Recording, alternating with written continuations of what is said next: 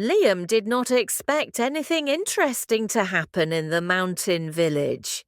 He came there only because his university sent him for a short research project.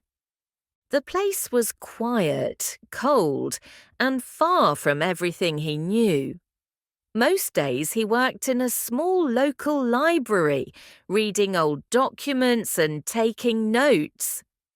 One afternoon, while searching through a box of damaged books, Liam found something strange.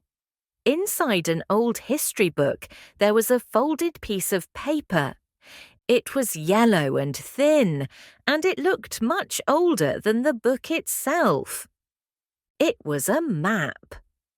At first, Liam thought it was just a drawing made by a child. But then he noticed details, names of places, a river that still existed, and a symbol near the mountains behind the village. Next to the symbol, there was a word written in faded ink. Hidden. Liam felt a mix of excitement and doubt. He showed the map to the librarian, an elderly woman named Mrs. Calder. She looked at it for a long moment. "You should not look for this," she said quietly. "Why?" Liam asked. "Because some things are hidden for a reason." That night, Liam could not sleep. His mind was full of questions. The map was clearly old, and the place it marked was only a few hours away by foot. He told himself it was probably nothing. Still, the next morning he packed a backpack. He followed the map carefully. The path led him through a forest, across a narrow river, and higher into the mountains. The air became colder and the trees thinner. After several hours, Liam reached a rocky area with steep cliffs. According to the map, the symbol was close. Suddenly, the ground under his feet moved. A small stone fell and disappeared into darkness. Liam stepped back quickly. In front of him was a narrow opening in the rock, almost invisible if you did not know where to look. The entrance was small, but he managed to get inside. The cave was dark and silent. Liam turned on his flashlight and moved slowly forward. The tunnel ended in a wide underground room. In the center, there was a wooden chest. His heart was beating fast now. He expected gold or something valuable, but when he opened the chest, he was surprised. Inside, there were old notebooks, letters, and tools. Everything was covered in dust. One notebook caught his attention. It belonged to a man named Elias Moore, a traveller from over 100 years ago. Liam started reading. Elias wrote about his journey through the mountains, about discovering rare plants and secret paths. He believed the area should be protected, not destroyed by future mining projects. The chest was not a treasure of gold, but a treasure of knowledge. Liam suddenly understood why the map was hidden. As he was reading, he heard a sound behind him. Footsteps. He turned around quickly and saw a man standing near the cave entrance. "I was hoping someone would find it one day," the man said. It was Mrs. Calder's grandson, Noah. He explained that his family had protected the cave for generations. The map was placed in the library as a test. Only someone curious and careful enough would follow it. "You passed," Noah said with a small smile. Together they carried the notebooks back to the village. The documents helped prove that the mountains were historically important. Months later, the area became protected land. Liam's research project changed his life. He did not just write a report. He became part of a story that had waited 100 years to continue. Sometimes, the greatest adventures are not about finding treasure, but about discovering why it was hidden in the first place. The work did not end when the mountains became protected land. Soon, researchers and journalists arrived in the village. Liam stayed to help organize the documents and explain their importance.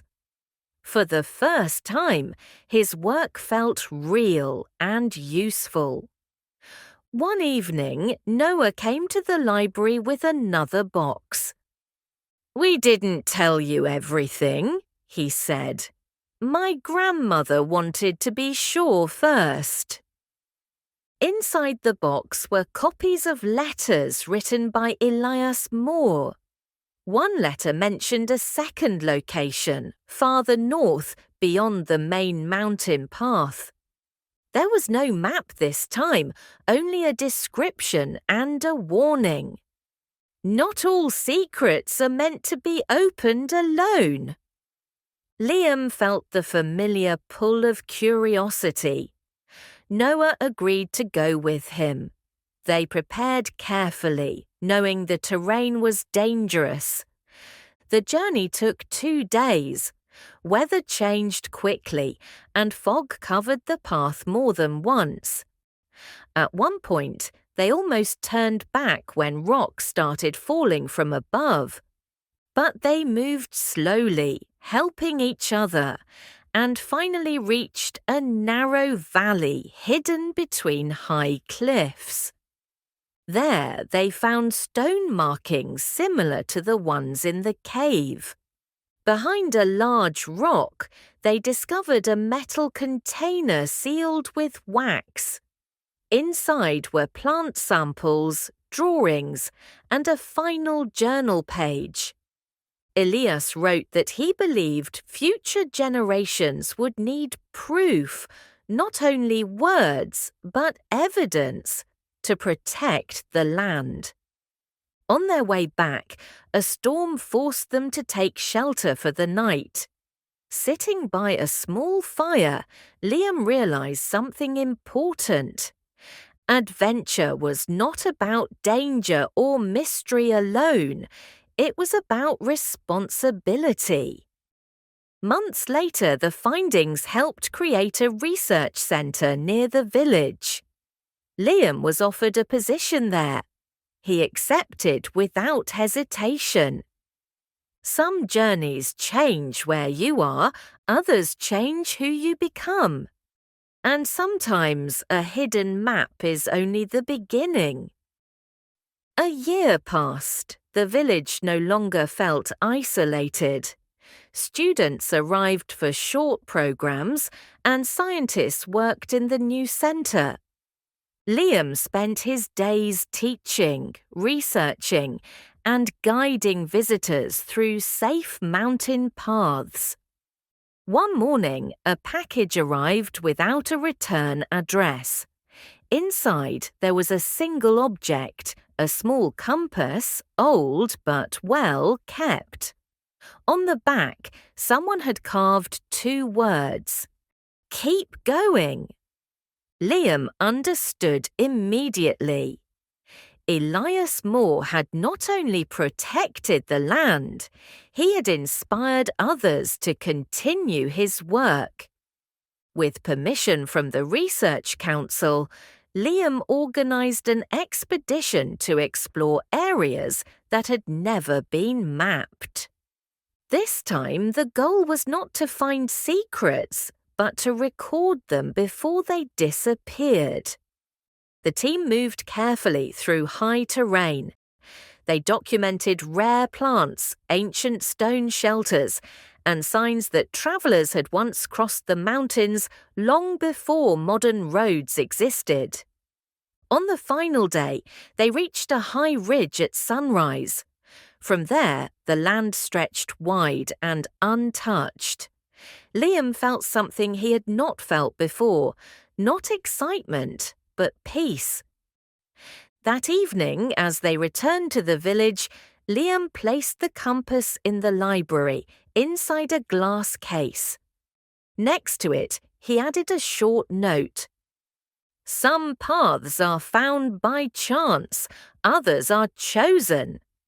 Years later, students would ask about the compass. Liam would smile and tell them only part of the story. Because adventure does not always need an ending. Some stories are meant to guide, not to finish.